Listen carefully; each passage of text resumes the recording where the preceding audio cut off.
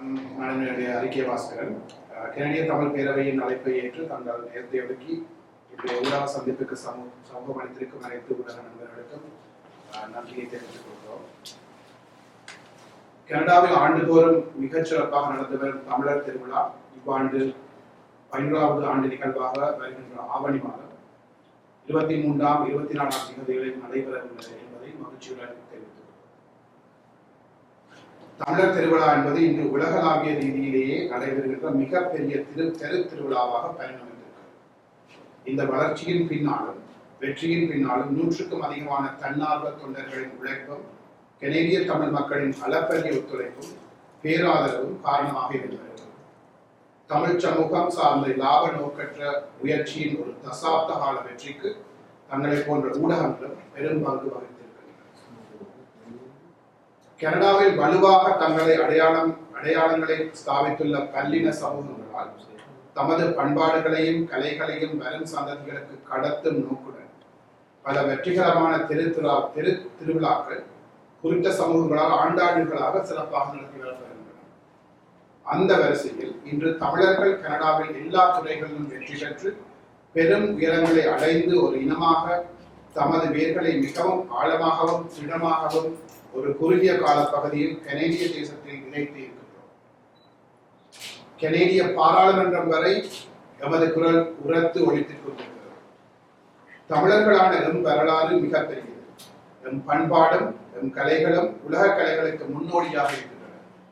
எமது மொழி கலைகள் பண்பாட்டின் வேர்களை நாம் வாழ்ந்த தேசத்தில் நிலைநிறுத்தவும் நமது அடுத்த தலைமுறைக்கு இவற்றை கையளிக்கவும் கனேடிய தேசத்தில் வதியும் பல்லின கலாச்சாரங்களை கொண்ட சமூகங்களுக்கு எம்மவர் பெருமைகளை வரலாற்றை சொல்லவும் தமிழர் திருவிழா பெரும் வாய்ப்பாக அமைந்து வருகிறது. நமது மரபின் தொடர்ச்சியை பல நூற்றாண்டுகள் கடந்தும் எமது தலைமுறையினர் தொடர்ந்தும் நடத்த நாம் வழியமைக்க வேண்டும். தமிழர் திருவிழா தமிழர்களான நம் பேர்களை உலகத்தில் மட்டும் நின்றுவிடவில்லை. இந்த 10 ஆண்டுகளாக ஒவ்வொரு ஆண்டும் குறைந்தது 100க்கும் மேற்பட்ட தமிழர் வணிக ஸ்தாபனங்கள் தமிழர் திருவிழாவில் தமது சாவடிகளை அமைத்து பெருமளவில் பயனடைந்து வந்துள்ளனர். வணிக முயற்சிகள் மட்டுமல்லாது லாப நோக்கற்ற அமைப்புகள் மற்றும் தொண்டு நிறுவனங்கள் அதாவது சேரிட்டிஸ் தமது முயற்சிகளை விளம்பரப்படுத்தி பயனடைய சந்தர்ப்பங்கள் வழங்கப்படுகின்றன.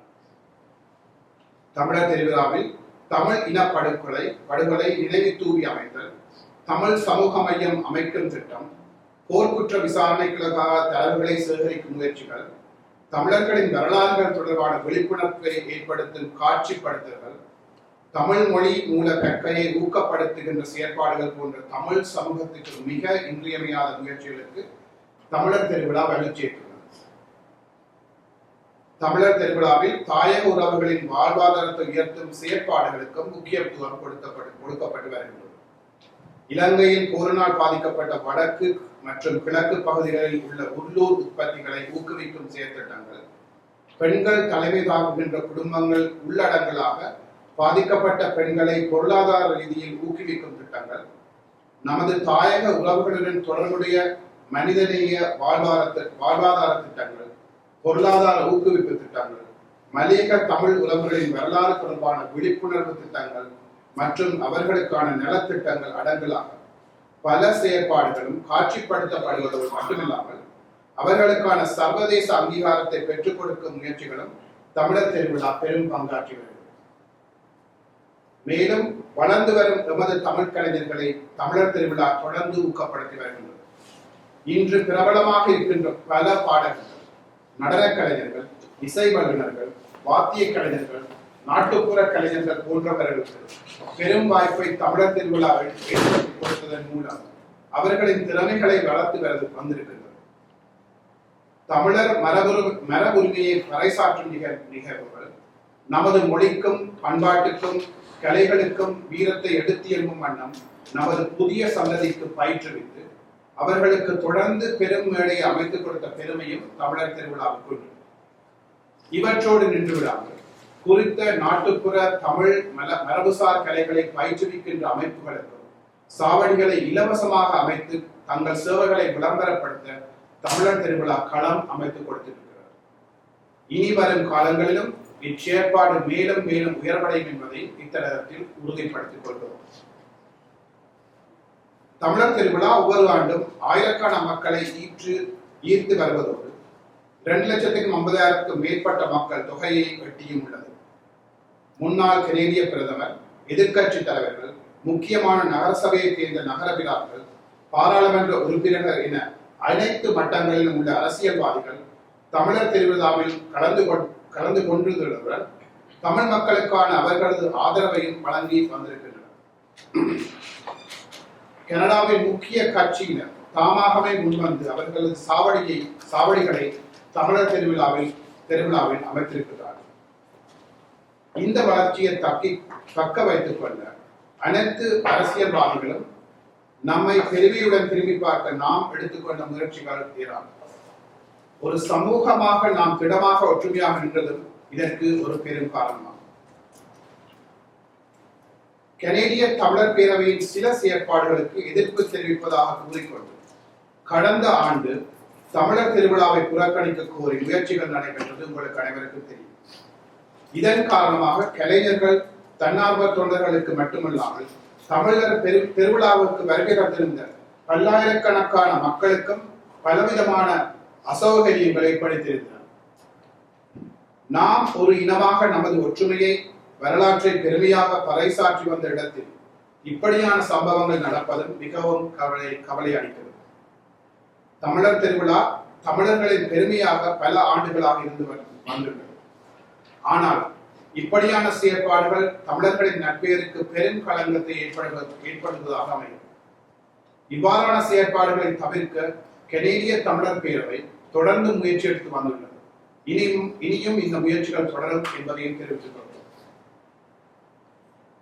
கனேடிய தமிழர் பேரவை சிங்கள அரசாங்கத்துடனோ அல்லது ராஜபக்ஷ குடும்பத்துடனோ இணைந்து செயற்படுவதாகவும் தமிழர்களின் அபிலாஷைகளை மீறுவதாகவும் சொல்லப்படும் எந்த குற்றச்சாட்டுகளிலும் எந்தவித உண்மைத்தன்மையும் இல்லை என்பதை மிக தெளிவாக தெரிவித்துக் கொள்கிறோம்.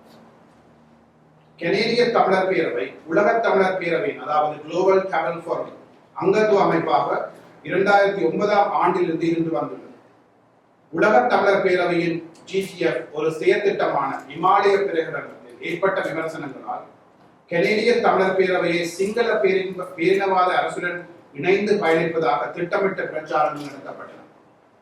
இமாலய பிரகடனம் இலங்கையின் அனைத்து அரசியல் கட்சிகளின் தலைவர்கள், மத தலைவர்கள், சிவில் அமைப்பின் தலைவர்கள், இலங்கைக்கான வெளிநாட்டு தூதரக உயர் அதிகாரிகள் போன்றோருக்கு கையளிக்கப்பட்டது. அந்த அடிப்படையில் இலங்கையின் அரசியல் கட்சி ஒன்றின் தலைமையில் இருந்த இலங்கையின் முன்னாள் ஜனாதிபதி ராஜபக்சவிற்கும் கையளிக்கப்பட்டது. இதன் போது எடுக்கப்பட்ட புகைப்படம் ஒன்றில் கனேடிய தமிழர் பேரவையின் முன்னாள் தலைவர் இருந்திருந்தார். அதை வைத்து கனேடிய தமிழர் பேரவை மீது திரிவுபடுத்தப்பட்ட பொய்யான கருத்துக்களும் அவதூறுகளும் பரப்பப்பட்டது. கனேடிய தமிழர் பேரவை சிங்கள அரசுடன் செயற்படுவதாக சொல்லப்படும் எந்த குற்றச்சாட்டுகளையும் நாங்கள் முழுமையாக நிராகரிக்கிறோம்.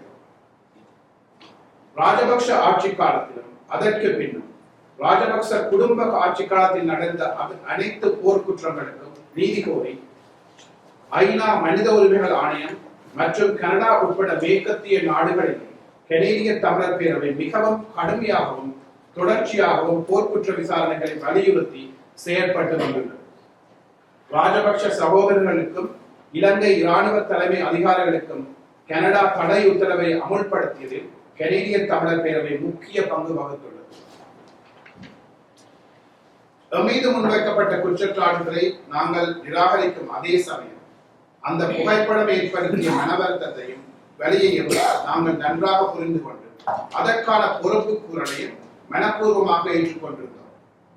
உலக தமிழர் பேரவையில் இருந்து கனடிய தமிழர் பேரவை தனது உறுப்புரிமையை நீக்கிக் கொண்டதுடன் ராஜபக்சவை சந்திக்க சென்ற குழுவினர் இடந்து செய்யப்பட்ட கனேடிய தமிழர் பேரவையின் முன்னாள் தலைவர் திரு ராஜ் தவரசிங்கம் அவர்கள் தனது ஆலோசகர் பதவியில் இருந்தும் கனேடிய தமிழர் பேரவையின் அடிப்படை அங்கத்துவத்திலிருந்தும் விலகியிருந்தார். அது மட்டுமல்லாது கடந்த காலங்களில் அனைத்து பொது வழிகளிலும் கனேடிய தமிழர் பேரவை தனது தவறை ஏற்றுக்கொண்டு வெளிப்படையாக அச்செயலுக்கு மன்னிப்பும் கோரியிருந்தது. நீதிக்கு கட்டுப்பட்ட ஒரு பொறுப்பான அமைப்பாக எமது பொறுப்பு கூறலை மேற்கொண்டிருந்தோம் என்பதை தெளிவாக பதிவு செய்ய விரும்புகிறோம். மன்னிப்பு கோருவதுடனோ இணைந்து செயலாற்றியவர் பதவிகளில் இருந்து விலகி கொண்டதுடனோ நிறுத்திக் கொள்ளாமல் கனேடிய தமிழர் பேரவை மக்களின் விருப்புகளை தெரிந்து கொள்ள பலதரப்பட்ட கலந்துரையாடல்களையும் மக்கள் கருத்து கணிப்பு ஒன்றையும் கடந்த ஒரு வருடத்துக்கு மேலாக மேற்கொண்டு வந்துள்ளது. அதன் அடிப்படையிலேயே கனேடிய தமிழர் பேரவையின் எதிர்கால திட்டங்கள் அனைத்தும் அமையும் என்பதையும் தெரிவித்துக் கொள்கிறோம். எமது அங்கத்தவர்கள் மற்றும் பொதுமக்களோடு மட்டும் அல்லாமல் கனேடிய தமிழர் தேசிய அவையுடன் திறந்த மனதுடன் கலந்துரையாடுவதற்கு உத்தியோகபூர்வமாக கோரிக்கை விடுத்ததுடன் அவ்வமைப்பு சார்ந்தவர்களுடன் கடந்த 6 மாதங்களாக தொடர்பில் இருந்து வருகிறோம். மற்றும் கனேடிய தமிழர் கூட்டு பிரதிநிதிகளுடன் தொடர்ந்து கலந்து பேசி வருகிறோம். தமிழர்களாக நாம் பிளவுபடாமல் ஒற்றுமையாக இருந்து செயற்படுவதுதான் ஆரோக்கியமான விடயமாக இருக்கும்.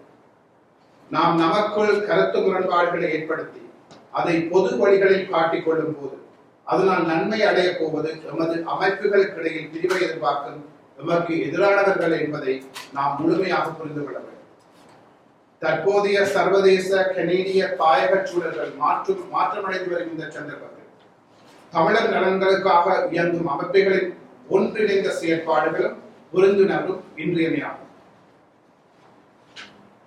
இலங்கையில் யுத்தம் முடிவடைந்து 14 வருடங்கள் கடந்துள்ள நிலையில் இன்று நாம் நம் தாயக உலகங்களில் பிரதேசங்களின் நிலை என்னவாக உள்ளது என்பதையும் மாறிவரும் அரசியல் களங்களின் தன்மைகளையும் மிக ஆழமாக அவதானித்து நாம் புலம்பெயர் தமிழர்களாக மிகவும் அவதானமாக செயற்பட வேண்டிய நிலை உள்ளது. நமக்குள் உள்ள பிளவுகளை பயன்படுத்தி அரசியல் ஆதாயம் பெற முடியும் சக்திகளை நாம் ஒன்றாக முகம் கொடுப்பதே சிறந்தது. அதற்கான அனைத்து நடவடிக்கைகளும் கனேடிய தமிழர் பேரவை முன்னெடுக்கும் என்பதையும் இந்த நேரத்தில் தெரிவித்துக் கொள்கிறோம். அந்த வகையில் எமது ஒற்றுமையையும் தமிழர்களாக எமது பெருமைகளையும் மீண்டும் ஒருமுறை அனைத்து பல்லின சமூகங்களுக்கும் எம்மவர்களுக்கு பறைசாற்றும் விதமாக இந்த ஆண்டு தமிழர் திருவிழா சிறப்பாக நடைபெறுவதற்கான நடவடிக்கைகள் இடம்பெற்று வருகின்றன. கடந்த ஆண்டை போல எந்த குழப்பங்களோ அல்லது அசௌகரியங்களோ இடம்பெறாத வண்ணம் தமிழர் திருவிழாவில் சிறப்பாக நடத்த வேண்டிய கடமை தமிழர்கள் அனைவருக்கும் உண்டு. எம் மீது வைக்கப்பட்ட குற்றச்சாட்டுகளை நாம் முகம் கொடுத்து மன்னிப்பு கோரி பொறுப்பு கூறும் விதமாக அனைத்து நடவடிக்கைகளும் செய்திருக்கிறோம் என்பதை தாழ்மையுடன் கூறிக்கொள்கிறோம். தாயகத்தின் நிலங்களை பாதுகாப்பது, அங்கு வாழும் மக்களுக்கான வாழ்வாதாரங்களை மேம்படுத்துவது, குறிப்பாக பெண்கள் தலைமைத்துவம் தாங்கும் குடும்பங்களுக்கான பலவிதமான வேலை திட்டங்கள், போர்க்குற்றங்களுக்கான பொறுப்பு கூறல், இன அழிப்பு, தமிழ் மக்கள் தமது தாயகத்தில் வாழ்வதற்கு எதிர்நோக்கும் அனைத்து விதமான சவால்களையும் நிவர்த்தி செய்வதற்கு கனேடிய தமிழர் பேரவை பலவிதமான செயற்பாடுகளை தொடர்ந்து அர்ப்பணித்து முன்னெடுத்து வருகிறது. தமிழர் திருவிழா வெறும் கனேடிய தமிழர் பேரவையால் ஆண்டுதோறும் ஒருங்கிணைக்கப்படும் ஒரு நிகழ்வு. இது தமிழர்களுக்காக எமது வரலாற்றை, நாம் கடந்து வந்த பாதையை, எமது வெற்றியை, கலையை, பாரம்பரியத்தை உலகறியச் செய்யும் மாபெரும் தமிழர் திருவிழா. இதன் வெற்றி என்பது நாம் ஒவ்வொருவரும் வெற்றி. தமிழர்களுக்கான எமது வெற்றி நாளைய தலைமுறையினருக்கு இந்த நிகழ்வை பெருமையுடன் நாம் கையெழுத்து செல்ல வேண்டும். நமக்கு பிறகும் நமது தலைமுறை ஆண்டுதோறும் இதை பெருமையுடன் கொண்டாட வேண்டும். 10 ஆண்டுகளில் தமிழர் திருவிழா கண்ட வெற்றிகள் பல. இன்னும் 100 ஆண்டுகள், 1000 ஆண்டுகள் கடந்து தமிழர் திருவிழா கனேடிய மண்ணில் தமிழர்களின் பெருமையை உரத்து பறைசாற்ற வேண்டும். அதில் எந்த தடைகளுக்கும் நாம் இடமளிக்க கூடாது. அதற்கான அனைத்து நடவடிக்கைகளும் கனேடிய தமிழர் பேரவை செய்யும் என்பதையும் அதற்கான உங்கள் அனைவரது ஆதரவையும் நாம் தாழ்மையுடன் கேட்டுக்கொள்கிறோம். இவ்வாண்டு தமிழர் திருவிழா பெரு வெற்றி பெற ஊடகவியலாளருக்கான உங்களது ஆரோக்கியமான ஆலோசனைகள், ஆதரவுகள் அனைத்தையும் மனப்பூர்வமாக எதிர்பார்க்கிறோம். தமிழர் திருவிழாவின் முக்கியத்துவத்தை நமது மக்களுக்கு எடுத்துக் கூறுமாறு தங்களை வினயமாக கேட்டுக்கொள்கிறோம். நன்றி.